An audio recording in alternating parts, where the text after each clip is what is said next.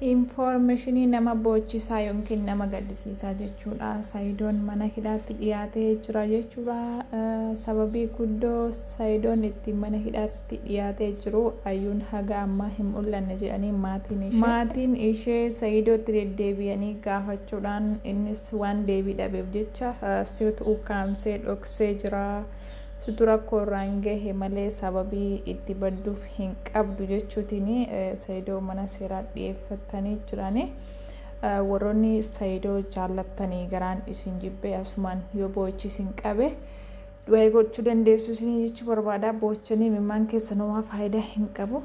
Asumaan warroonni osoo dubartii nagaa qabdanii bultii lammaffaa barbaadan warroonni osoo bultii nagaa qabdanii haadha manaa lammaffaaf maraatanii asirraa barnoota guddoo barattu jechuudha. Hayyuun akkuma beekamu yeroo jalqaba nafuutu malee jettee maraattee maraachitee qoricha dhuddee waan kana hunda keessa Sayidoo galchite jechuudha. Erga inni qabeenya qabu itti dhangalaasee zalgii godhee fi namoota hirmaachisee jedhee akkasuma fuula miidiyaatti ishee fidee beekamtii guddoo isheef argamsiise booddee Ayyuun dhokattee yookiin milixxee jirti jechuudha. Halkan gaafa zalgii sanaatti Sayidoo jalaa eega milixxee haga guyyaa irraa hin argamne jechuudha. Namoonni kaan kan isheetti dhiyaatan kaan Ameerikaa dhaquuf namni ababbalee jalaa baase jedhanis ni jiru.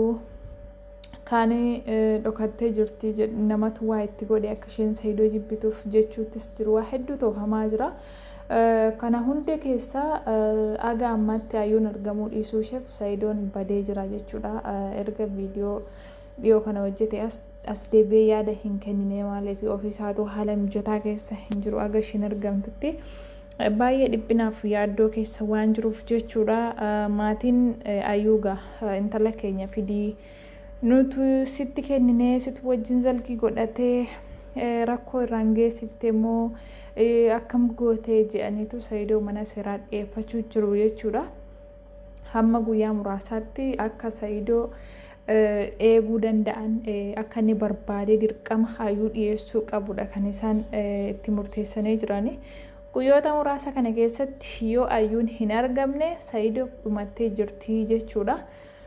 Akkasuma hiriyyaan Sumayyaa akka Sayidoon itti deebi'ee Sumayyaa jinillee carraa argatee hin jiraanneef Ayyuu biraa kaatee ishee bira deemtee jirti jechuudha. Maaliif Sayidoon kana hunda irratti raawwatee wajjin jiraachuu hin qabdu wajjin biyya biraa deemna minaamin jechuutiin viidiyoo gadhiistee jirti jechuudha.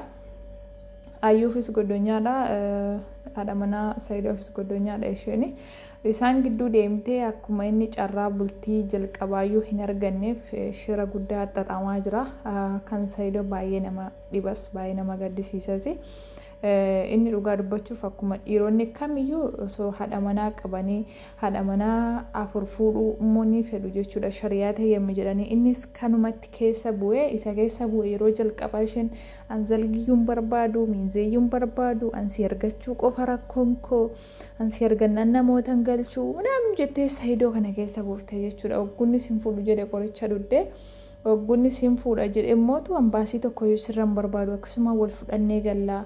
Atumaanii of murteessi malee jaalalli jiraannan uumaa rakkoon hin jiru jettee innis namni si jaallatu si galaafata jechuudha. Yeroo baay'ee namni yoo diina kiyyaa namiidha ka jettu taate irraa fagaattee jiraatta. Namni sin jaalladha siif hin du'a siin jedhu immoo si ajjeesa jechuudha. Yeroo baay'ee isallee kanuma mudatee jira.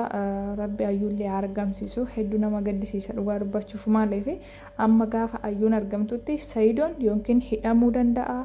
Yookiin immoo maatiin Ayyuu isa qabanii mana seeraatti geeffatanii dirqama isaanii jechuudha. Dirqama isaanii Sayidoon biyya kam yoo dhaqe yoo biyya kamittu qabsiifachuu qabu jechuudha. Maaliif lubbuu namaati waan ta'eef waan qoosaatti ilaalamee bira darbamu miti. Isaaf haadha manaa isaa taatuyyuu malee maatiin ishee immoo isa situ milistee situ dhoksee situ yakkarra raawwatee jedhaniitu baay'ee yaaddoo guddaa keessa Sayidoo galchaniitu. Haala kanaan caqaa jiru jechuudha. Cubbuun bultii jalqabaa nama qabdi jechuudha. Akka kanatti yeroo baay'ee amma jazaan asumarran namarraa kaffalamti jechuudha. Hin turtu jazaan yoo waa takka nama balleessite nama nagaa si yaadu takkatti yoo waan dalgaa yaadde asumas sii kaffalama jechuudha. Sayidoollee cubbuu adamanaasa jalqabaatu qabee kana hunda isa lafaasisuu jira. Osoo qabeenya isaatti nafin, osoo maqaa isaatti nafin, akkamiin dhiirti Oromoo takka halkan takkatti fuudhee dubartiin halkan takkatti jalaa baddi. Kun bakka waan baay'ee nama qaanjessaa, waan baay'ee namatti hin tolleeti jechuudha. Kanaafuu rabbi keeriyaa godhu. Yoo akka jedhan Ayyuutti namatu waatti godhe ta'es rabbi beeka. Akka jedhan Ameerikaa deemuuf jalaa badde ta'es rabbi beeka. Garuu Ayyuun maatiin Ayuu Sayidoo baay'ee caqacaqaa jiru, baay'ee takka rakkisaa jiru jechuudha. Mucaa keenya nuuf fidi jechuutiin irra deddeebi'anii gaafatanii waan dhabaniif mana seeraatti dhiyeeffatu jiru. Inni lafa Ayyuu barbaadee fidus hin qabu. Nama biyya ormaa keessa ture galeedha waan ta'eef haala biyya keessaallee hedduutti hin beeku. Nama hedduun illee wali hin beeku. Namni illee isa namanu waan inni yoo bara ta'eef jechuudha. Amma gaafanni Ayyuu argitaniitu je'ee barbaadu namni takka isa namanu jechuudha. Maal biraankiin isaanii hin dhumu.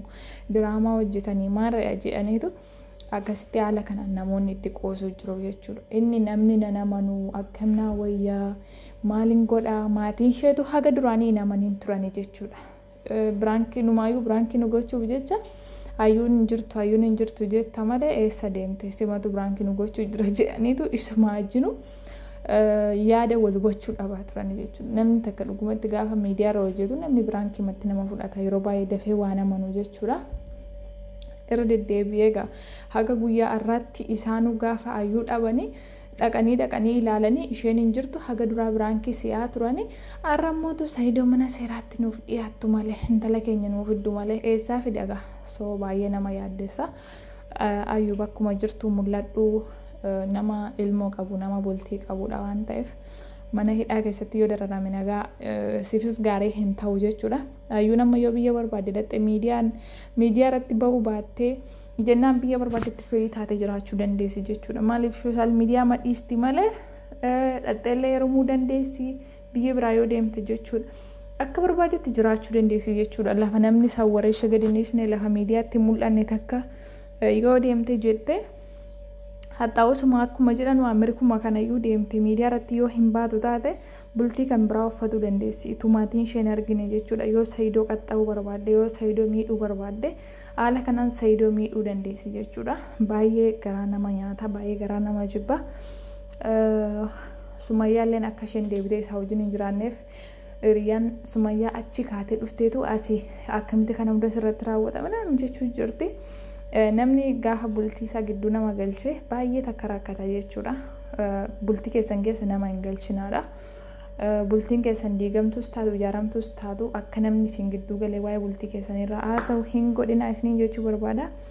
Dhiironni warri osoo haadha manaa gaarii qabdanii dubartii biroo fuudhuuf cinqamtan immoo bu'aan keessan yookiin dhumi keessan akka Sayidoo kana kisaartanii jireenyatti baatanii mana hidhaa seenuu ta'a waan ta'eef irraa barnoota guddoo fudhadhaa isiniin jedha. Viidiyoo kana laayikii gochuun sheerii walii godhaa yoo isinitti tole isiniin jenna. Baay'ee nama gaddisiisa. Sayidoo rabbi si haa gargaaru. Rabbi Ayyuullee nuuf haa argamsiisu. Haga ammaatti argamte jedhu garuu asiin bahin jirti akkasii.